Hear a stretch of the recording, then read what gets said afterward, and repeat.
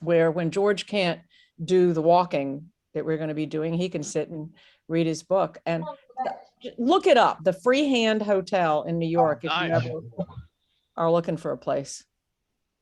Great. Well, with that, I think we should go ahead and get started, but great recommendation, Marty. I'm going to go look that up. But okay. I do want to remind everyone to mute yourselves. And when we've got several people on the agenda, and as they come off the agenda, they'll unmute. But if you could go ahead and mute yourself.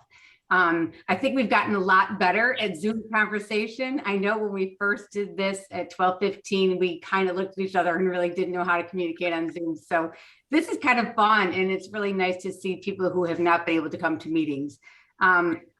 Just a reminder, I'm president-elect. Michael is out of town. He's actually in Hawaii, the poor thing. So half work, half pleasure, I guess. And anyway, so he is out of town. So he will be gone through the rest of the meetings in January. And then we'll be back sometime at the end of January for our February meetings. But I want to thank everyone for their flexibility. We did turn on a dime. We found out last night that there was a water main break at Scope, and we switched to pretty quickly. So thank you very much for your flexibility and for your attendance at today's meeting. I think you're really going to enjoy Dr. Abraham's talk. So I'm going to go ahead. I don't have a bell, so I'm just ringing the bell to start this meeting, and welcome everybody. And Bob Healy, I hope, is here. Are you ready? Can you hear me? Ready. You can hear me, Laura? Yes. Good. I don't want to start until I'm sure you. Okay, well, let's do some music. And since this is our first meeting for the new year, let's raise a cup of kindness. Should old acquaintance be forgot and never brought to mind? Should old acquaintance be forgot and days of old lang syne? Help me! For old lang syne, my dear. For old lang syne, we'll take a cup of kindness yet for old lang syne. Okay, and for a patriotic number, my favorite, America, for spacious skies and so forth. You all know the words. Oh, beautiful. Oh, beautiful for spacious skies, for amber waves of grain, for purple mountain majesties above the fruited plain. America, America, God shed his grace on me and crowned thy good with brotherhood from sea to sky.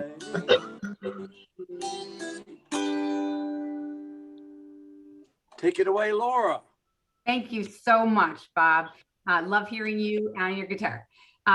Okay, at this time, we'll do the Pledge of Allegiance. I don't know if we have a flag or not, Jim, but I pledge allegiance to the flag of the United States of America and to the republic for which it stands, one nation, under God, indivisible, with liberty and justice for all. And then the four-way test of the things we think, say, or do. Is it the truth? Is it fair to all concerned? Will it build goodwill and better friendships? And will it be beneficial to all concerned? And will it be fun? Thanks, Bob. Appreciate that. And Marty Race is going to give the invocation today. Marty? Thanks, Lori. Well, in looking for inspiration for the invocation, I went online to say, see if January 11th has any kind of a special day. And I found out that, to my delight, apparently January 11th is Peculiar People Day. Peculiar People Day. which got me started thinking about what does peculiar mean? How do we define it?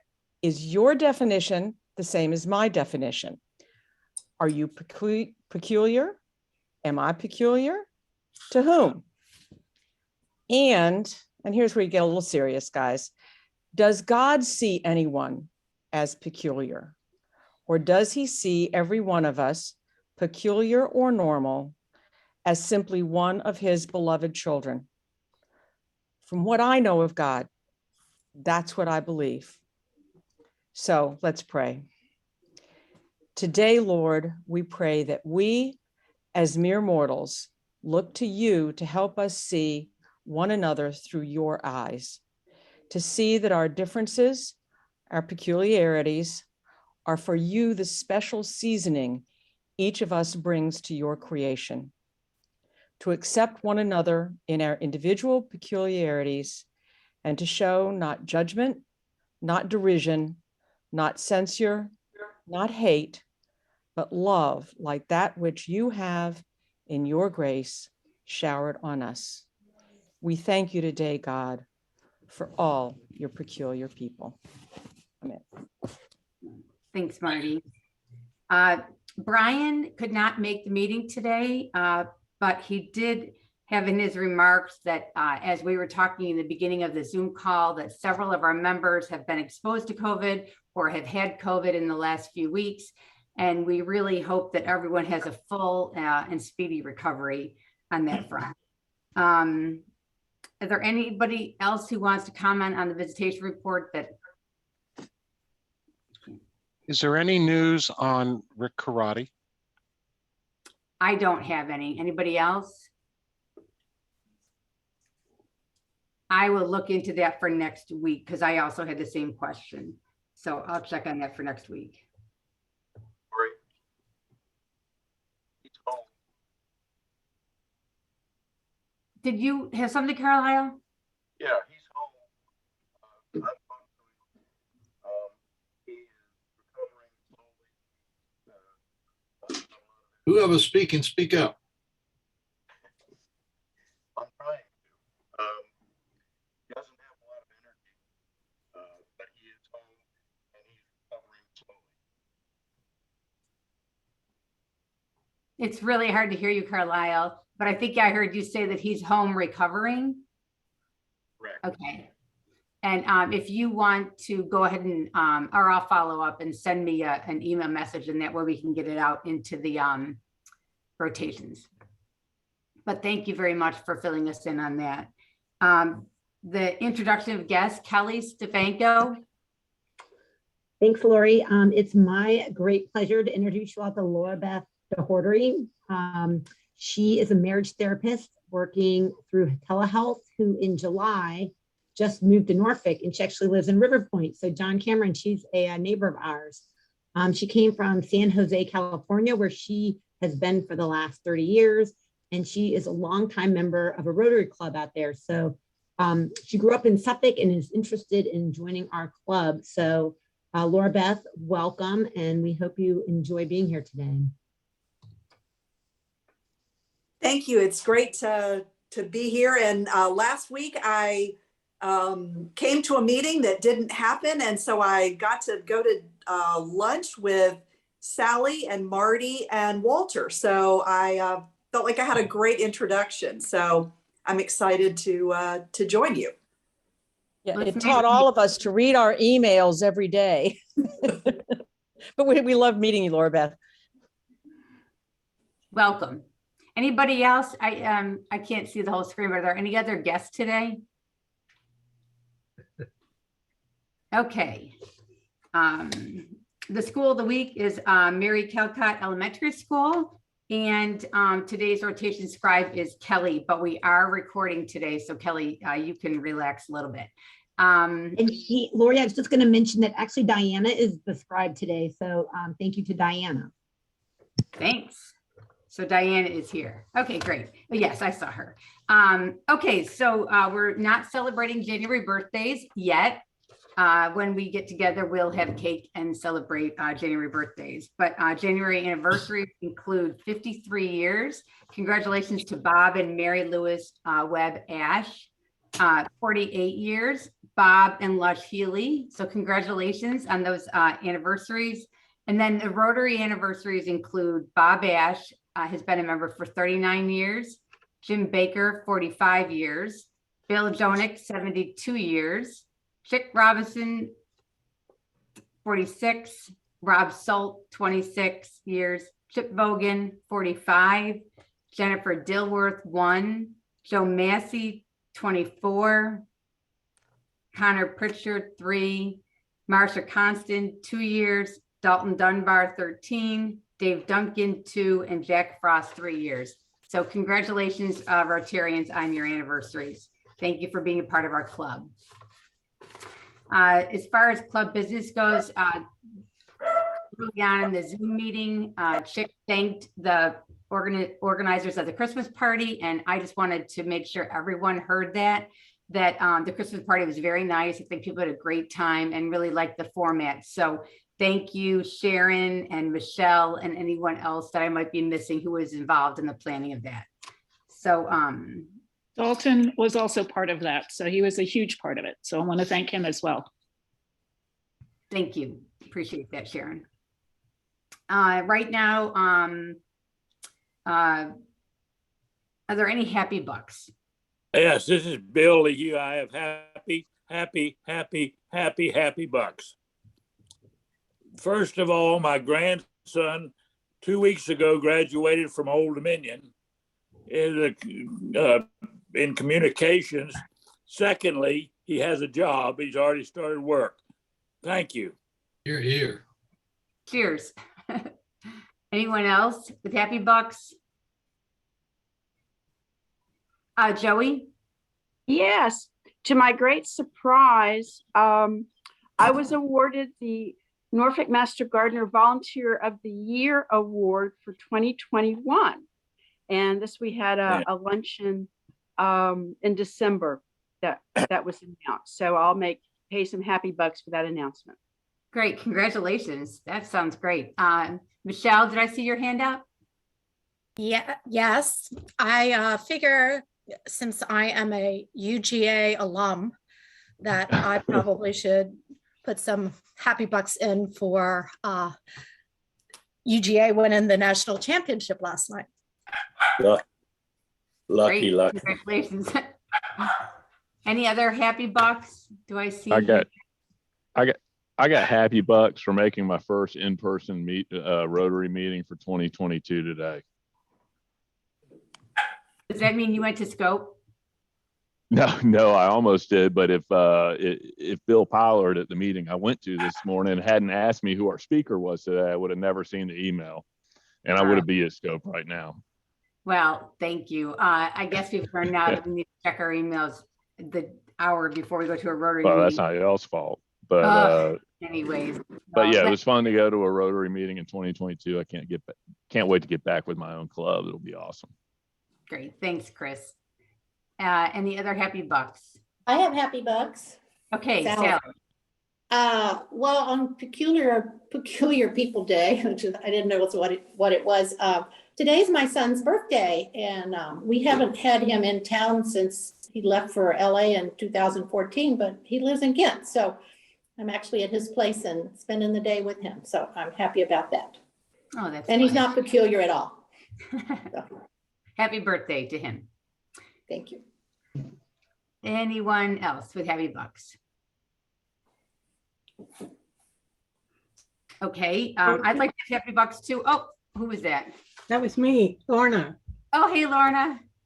I just wanted to say I entered an art contest at Prime Plus, and I was lucky to be voted on and won first prize. So I thought I should let you know that I might be an artist.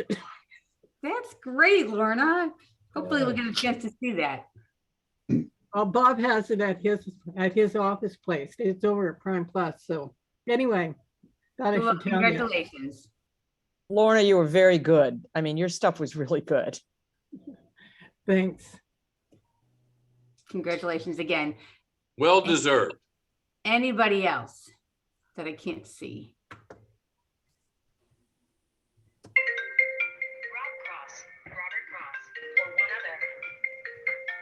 Okay. Again, I want to give happy bucks.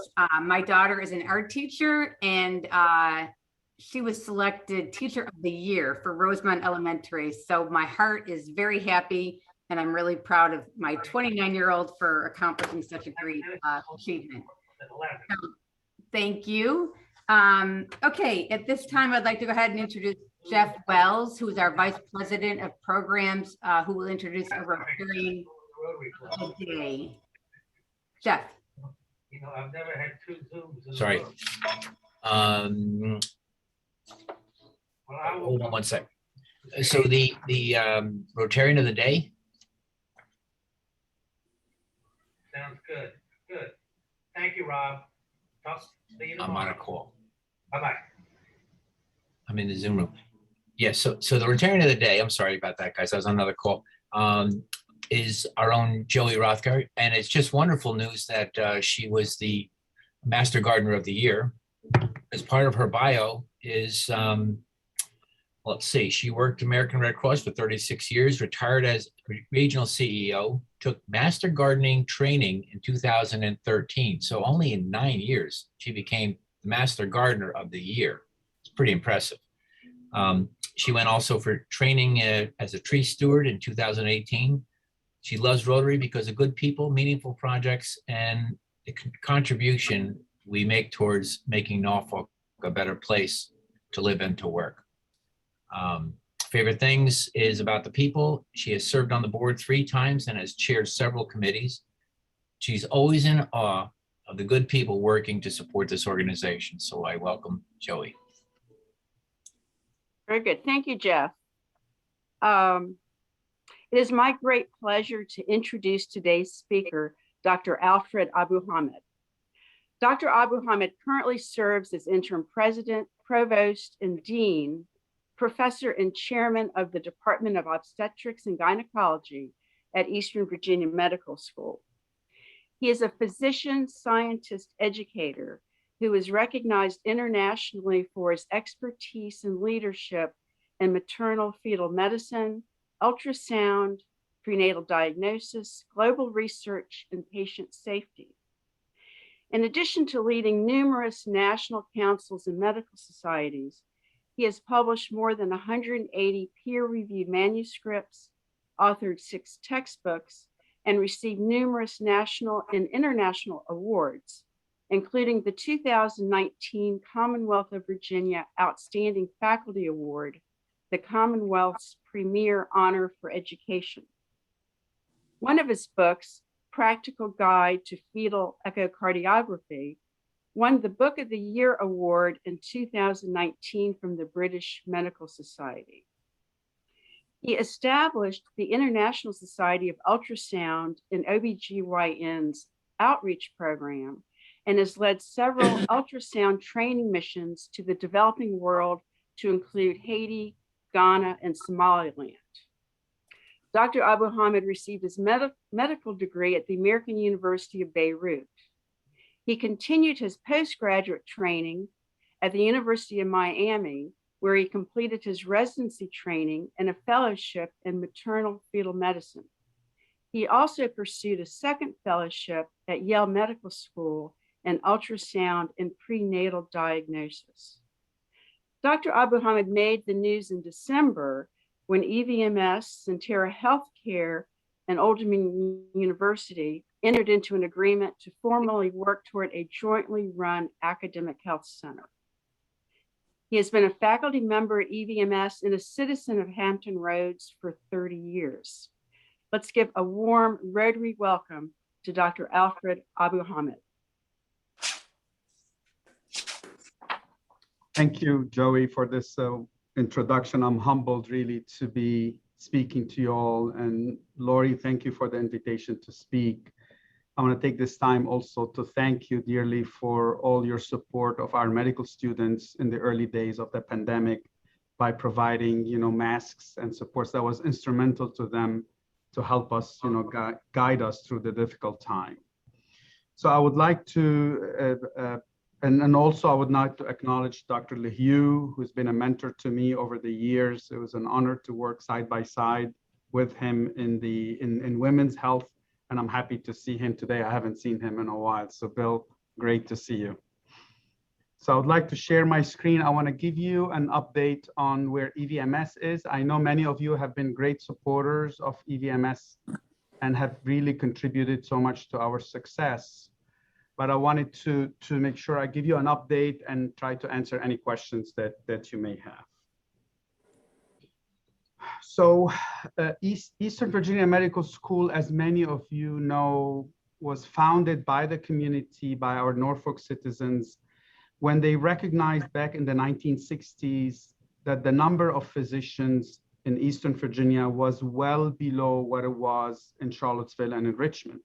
And this data shows in the 60s in Charlottesville, there were 281 physicians for every 100,000 citizens, compared that to 86 per 100,000 citizens in the Hampton Roads area. Number of physicians has a direct correlation to the health of the community.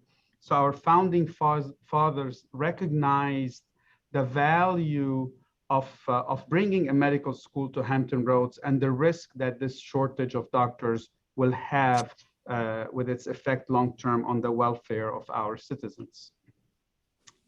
So in 1969, 35 citizens of Hampton Roads co-chaired what's known as the campaign with the goal of raising $15 million at that time in 6 months to help found a medical school.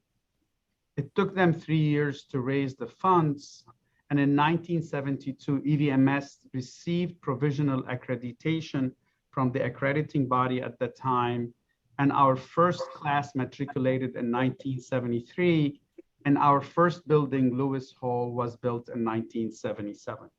So we are a fairly young medical school compared to the other medical schools nationally.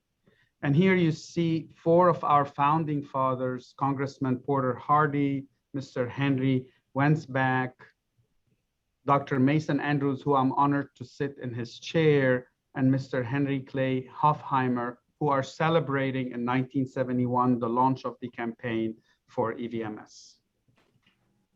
This is a picture of our first graduating class in 1976. Which was primarily a medical school. We had a medical school degree and an art therapy degree as our inaugural class in 1976. Our mission and vision is something that we are really proud of. Eastern Virginia Medical School was created by the community and for the community. And our vision is to become the most community-oriented school of medicine and health professions in the nation. So we share our vision hand in hand with your vision as the Rotary Club to help better the communities where we live. Our core focus is certainly education, research, clinical care, but we focus heavily on community outreach. And in addition to training health professionals to practice in the region, we have embedded community service into our curriculum and as a core mission to us. I highlighted here on this slide the first 2 programs that EVMS started with, the Doctor of Medicine and the Art Therapy program. And you can see the various degrees that we offer today. Today, we have close to 600 medical students that are with us for their 4 years of training. We also expanded substantially on our physician assistant program, a relatively new program for us that's about 12 to 13 years old with 146 students. We have established a surgical assistant program and certainly our master's in public health. What we are doing is identifying the needs in our community and working to create degrees that will enhance the workforce for our community to ensure that the healthcare to our citizens goes as planned and optimally delivered. This shows our projected growth in our class. We're really maxed on our medical student class because of our ability to find clerkship rotations for their 3rd and 4th year clinical years in the community, and we're working on that. But certainly we have aspirations to expand our health professions program to expand on our physician assistant program that's in certainly big need in the community. And now with the School of Public Health to expand on our master's and doctorate degrees in public health. So what has been the impact of EVMS over the almost 50 years from the time it started? I show you here the number of physicians per 100,000 citizens in the communities around us. And you could see where we started in 1960s, which was the stimulus for the start of the medical school, recognizing that we had a shortage of physicians then, and you could see where we are today. We really have achieved the vision of our founding fathers and their ability to recognize the value of a medical school to the community where it is. If you look at the number of alumni practicing in Virginia, we have close to 4,700 physicians that are practicing in the Commonwealth, and you could see that 3,000 of them are practicing in Hampton Roads. So we are able to really expand on our contributions to healthcare in the community as such. About out of every 3 physicians or healthcare workers in Hampton Roads had something to do with EVMS, whether they graduated from EVMS, they were recruited through EVMS, or they are here working for EVMS. We also have a medical group, is our clinical arm for the medical school. The medical group sees close to 450,000 annual visits through their multiple offices across the region. So we provide enormous community benefit that would otherwise be not available. Our maternal fetal medicine program here is the only program in the Hampton Roads area that provides high-risk services to women with complicated pregnancies. Norfolk General has the only high quaternary level trauma surgery, and we're recognized for our head and neck cancer. We get referrals from out of the region for that. We're also a workforce development pipeline for many of our healthcare partners, such as Sentara, Riverside, Chesapeake, Bon Secours, and other facilities throughout our region. And we put a lot of emphasis on clinical and basic science research to really provide for information that could help improve healthcare for all. Some of the regional benefits, we continue to expand on our residencies and fellowship program to bring more specialties to the region, such as recently developed critical care programs, nephrology, plastic surgery residency, and now in collaboration with CHKD on pediatric psychiatry. We are also considered the safety net providers for our underserved community members, such as our EVMS medical group, ambulatory care centers, and our Hopes Free Clinic here in Norfolk. The Hopes Free Clinic is a clinic that is here in Norfolk that is attached to the public health building. It is student run, and they serve almost 2,600 patients today. They see about 600 patients annually. Those patients do not have any type of insurance, and they are seen through the clinic with supervision of faculty where a plan of care is rendered. And we have collaboration with various laboratories in town that gives us free supplies and free tests so we can provide the health to our most vulnerable citizens in the region and primarily in Norfolk for this clinic.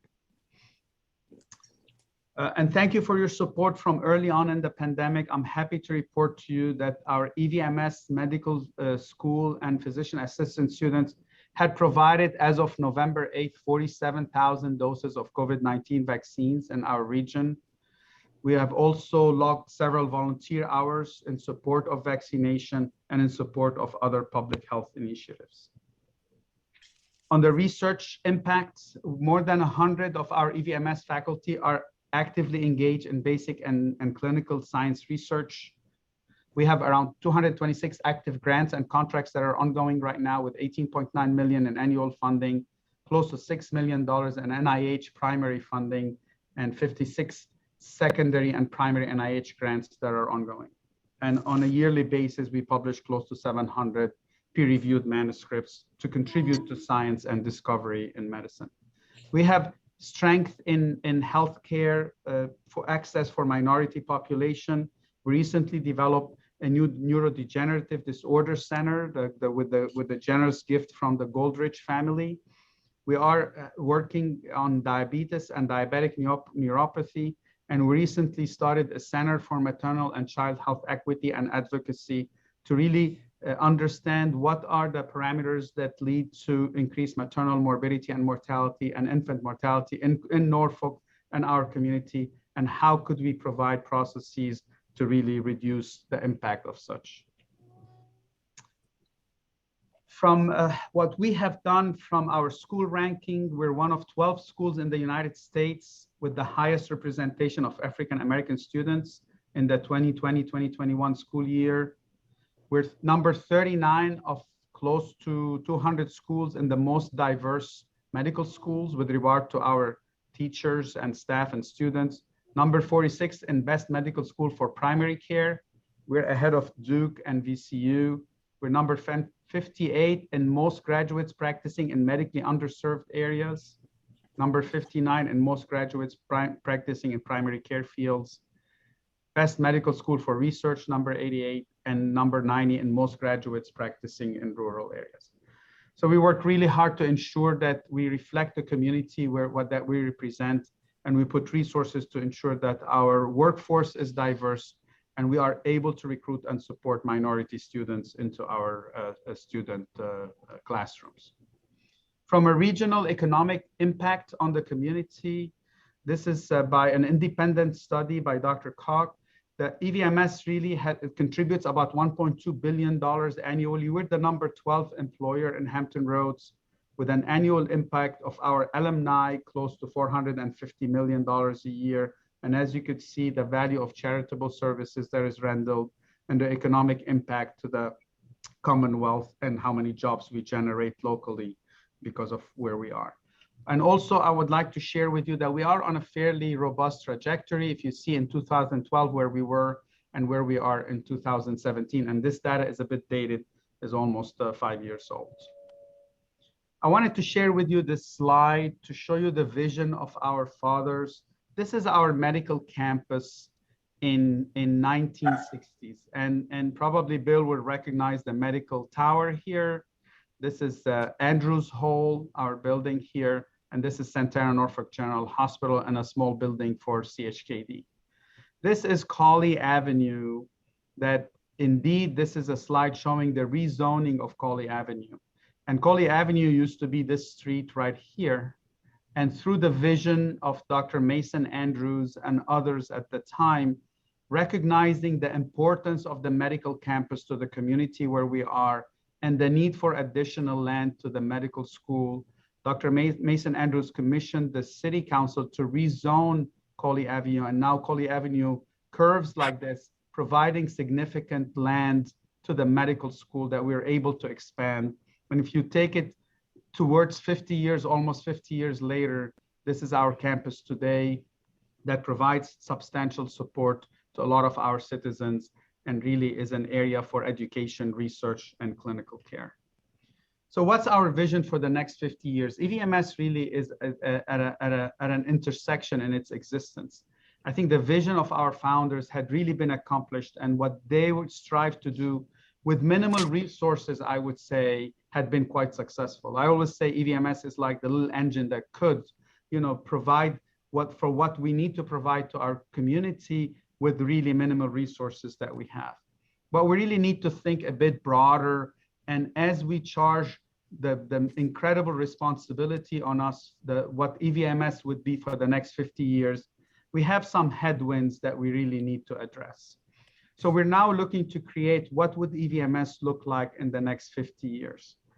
And recognizing the headwinds that will come our way 10, 15 years from now, because we're an independent, one of 5 medical schools in the country that are still independent in the sense that we're not owned by a healthcare system. We don't have a hospital that we own that provides resources, and we're not part of a university. So we understand that with the complexity of healthcare, what we envision coming into the future could significantly jeopardize our missions and our ability to continue to provide the education, research, and clinical enterprise. So we're looking to forge partnerships and affiliations, primarily with ODU, with support from Centera, also with NSU and CHKD, that looks to strengthen our mission into the future. And we feel this is essential to the existence of EVMS into the future. We have moral responsibilities to improve the health of our citizens, especially to reduce health disparities in Norfolk, Portsmouth, and other cities around. We need to continue to drive a robust economic driver in Hampton Roads and certainly support the future needs of the healthcare force in our region. Despite the presence of EVMS in our community, we still have significant needs in healthcare workforce. And I think we need to be able to be well-resourced to be able to expand our programs and really to graduate the working force of tomorrow. I will leave you with this interesting story. In the 60s, when the campaign came about for the creation of EVMS, Clint Cruz was a child at the time, and he saw the billboards and heard the rally of the community to build the medical school. So he unselfishly donated all his piggy bank savings to help found EVMS at the time. And I'll fast forward to the day that Clint is one of our assistant deans for admissions and enrollment, and he's the director of the EVMS Masters of Surgical Assistant program. So I think that story by itself shows the value of EVMS to the community, but certainly how good the community has been to EVMS and what our moral responsibilities are as we look into the future of what EVMS would look like. So I want to thank you for giving me the time to speak with you, give you a little bit of what our vision is into the future, and certainly would like to answer any questions you have. And thank you for your support. Many of you had supported EVMS in many ways and continue to do so. And on behalf of the students and faculty, I want to thank you for everything you have done and continue to do on a day-by-day basis.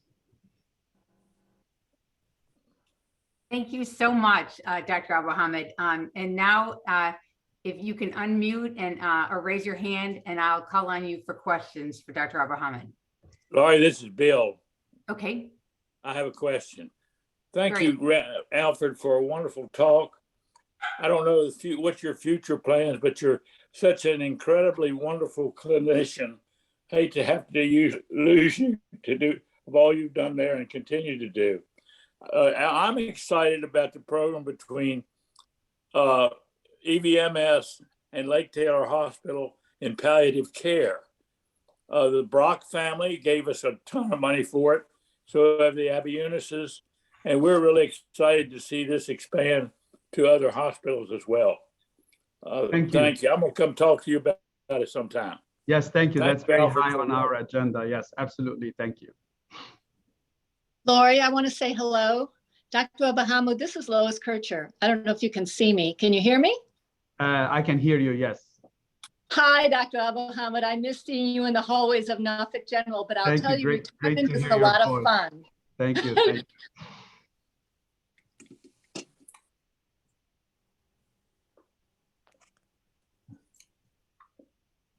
Jay, I think you have a question. Yes, thank you. So I guess that, the last public information was that everyone went out and hired consultants to sort of review the world in which they are living and perhaps prognosticate about the world for the future. So I was curious to know what the status is in terms of the consulting reports, and if in fact there is a time frame established to kind of move to the next level. Yes, thank you. Thank you for this question. Yes, absolutely. So as you know, EVMS has been in the news for the wrong reasons over the past year or two, and we certainly want to change that. So the Board of Visitors of EVMS hired the Chartist Group, who are very respectful consultant company nationally, and ODU hired Price Waters to really help them evaluate how we can come together in a way that really benefits both of us.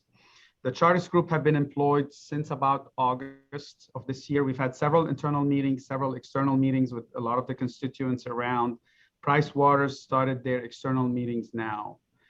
I'm happy to report we had a meeting on Friday between the leadership of ODU and EVMS and our consultants in the room to discuss where we want to be and what processes we want to put in place as we move forward into the next year, year and a half. From EVMS point of view, what is really important in this process, from my perspectives, are four things. One is we need to follow a deliberate process that takes our time and ODU's time to really evaluate how we can come together in a way that further both our missions. Two is about the branding. We want to make sure that EVMS branding is maintained into the process, into the future, and certainly in collaboration and discussion with ODU. The board would want to make sure that there's some autonomy and governance of the medical school and the School of Health profession. And as we seek additional resources, especially from Centera and the Commonwealth, we want to make sure that these resources are allocated truly to where they need to be within the healthcare system and not dissipated to create to where we are competing with the athletics department or other departments within the university for resources. I am in full alliance with Dr. Hemphill, the president of ODU, on these four initiatives and really important parameters for our coming together. We engaged both our consultants as of Monday to work together to generate the timeline for the next phase. We have a presentation to the Board of Visitors on the third week of January, on January 24th, where we will present the report from both our consultants working together on a common pathway moving forward. I anticipate that the complexity of this process will take about 1.5 years of discussions because there's several elements that needs to be addressed and discussed. Maybe a letter of intent, Jay, I'm thinking, and this is me speaking now, a letter of intent sometime in the May timeframe and a definitive agreement maybe in the early fall. Thank you. Thank you.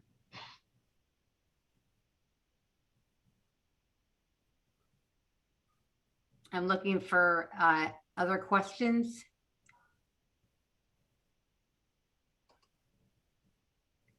If I could just make a comment and a big thank you. Doctor, I need to say that the work that you all are doing in gerontology, I noticed it wasn't in the PowerPoint, has been greatly appreciated, and the advances that you're making in Alzheimer's research and treatment have been extremely helpful in the senior community, and continue the aggressive partnerships you've had with all of us in that community. Thank you. Thank you very much. I would say, Bob, we are really excited about our Goldrich Institute that we're putting together with a generous support from the Goldrich family. It is on neurodegenerative health. We are partnering with Centera on this initiative. We will expand our clinical footprint, both in treatment of Parkinsonism and Alzheimer.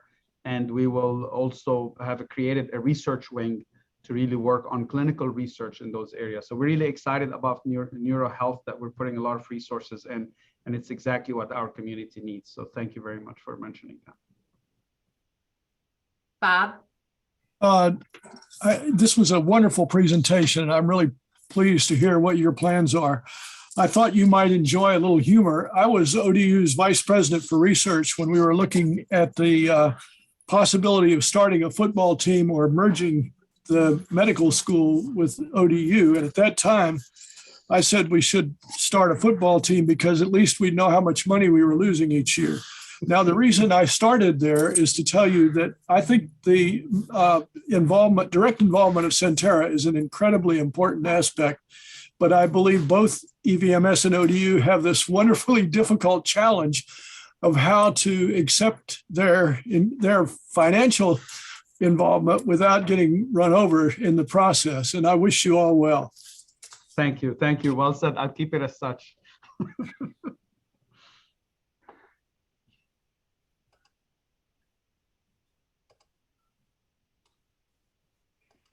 I thought Eleanor might have had her hand raised earlier. Well, I did, but I think Bob just sort of talked a little bit about that. I wanted to say that when I read the story of EVMS, Dr. Abu Muhammad, I was really impressed with the fact that Thomas Jefferson wanted to start a medical school here, but there was so much competition with Richmond and Charlottesville that he couldn't get people to understand that it wasn't a matter of Norfolk, Richmond, Charlottesville, but it was a matter of Norfolk, Savannah, New York, Baltimore. I mean, you know, a bigger view. And I guess I don't know a whole lot about what the biggest problems are with finding the good partner, which would be Centera and the universities, but I'm not sure everybody knows that or anybody knows that. Anyway, thank you very, very much for your presentation. Thank you, Eleanor. And I think when I did not mention this in my presentation, but when our founding fathers went to the Commonwealth to get support from the Commonwealth to start a third medical school in Norfolk at the time, you know, UVA and MCV were in existence. Both UVA and MCV opposed at the legislators level to start the third medical school in Norfolk. So that's why a campaign was made to raise fund privately and start the medical school on a private scale.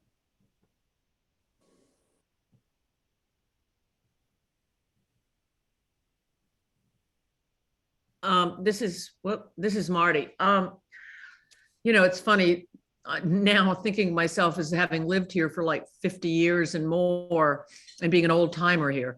But I remember when I first moved here in 1971, that the talk about EVMS was there and what we were going to do. And as I understood it, at that point, when we started, we were one of only 2 medical schools in the country that were not aligned with any kind of a university, college, or whatever. And that we had the founders called in a consultant to, you know, how can we raise the money? And after looking in the community, the consultant went to the founders and said, well, you can't.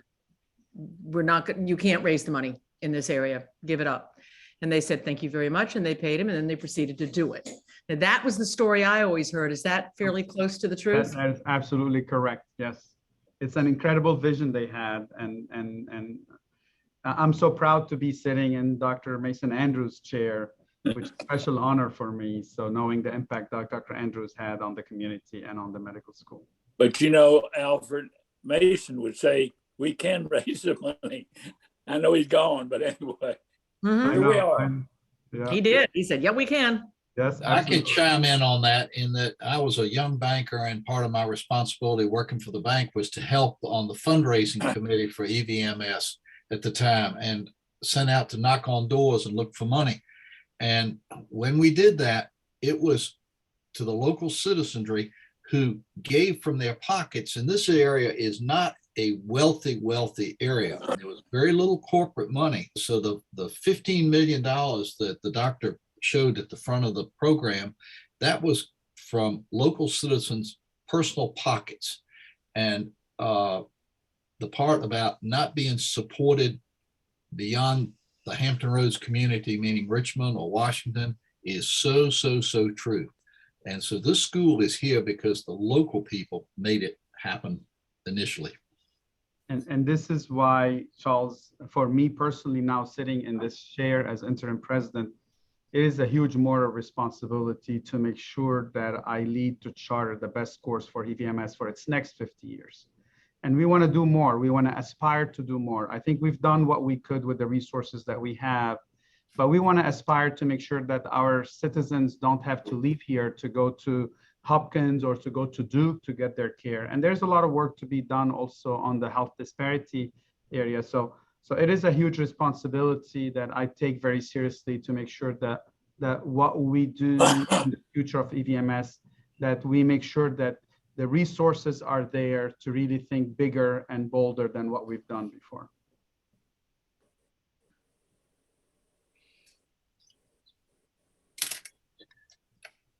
Great program. Many thanks. Thank you.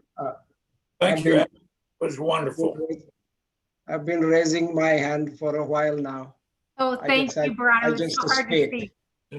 Yes, go ahead. Doctor, thank you for a wonderful presentation. I'm delighted to see the progress that has been made. I was a faculty member in the College of Business Public Administration, and as a department chair, a number of us tried to create a joint master's and eventually PhD program in public health.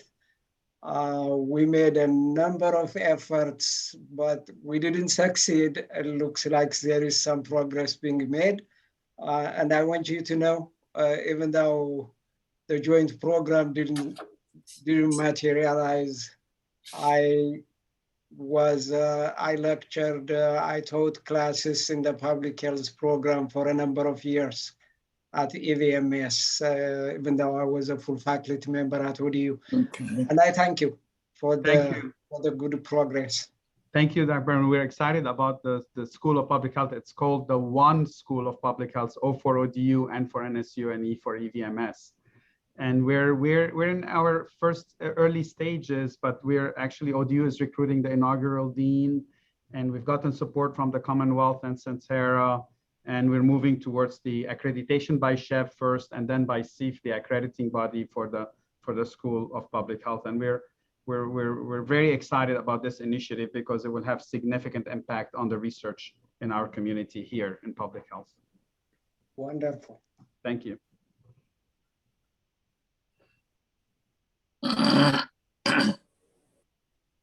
Anyone else? I can't see everyone, but I'm looking to see if anybody else has got their hand up or would like to speak. I think Joey may have a comment, but I think she's muted. Joey? We can't hear you. Joey's good. Yeah, I'm sorry. I was advancing to see who was on and if anyone had their hand up, but no question. Okay, thank you. Just give it a second more to see if anybody else that I can't see had a comment or a question. Okay, well, with no other additional comments or questions, Dr. Al-Mohamed, I really want to thank you for joining us today. As we mentioned earlier, our school of the week is Mary Calcott Elementary, and there will be a book in their library with your name in it as thanks of appreciation for speaking to us today. And a reminder that our grant application is out, our guidelines and the application is out. It's on our website, and we've posted it on Facebook. The deadline is January 31st, so please let the organizations in the area know that our grant application is out. And next week, our speaker is Ken Wright of the Buffalo Riders. And thank you all so much for attending today's program. And if there's nothing else, our meeting is adjourned. Thanks so much for joining us. Thank you, Lori and Joey. Thank you for the introduction. Thank you for everything you do, and an honor for me to be with you. Thank you. Wonderful. Thank you for a wonderful presentation. Enjoyed it. Thank you, Alfred. What a wonderful talk that was. Thank you. Take care. Bye-bye, everybody. Bye. Thank you. Thanks, Jim. Okay, stopping recording, and I'll get it to whoever needs it. Great. We'll send out the link. Thank you. Okay.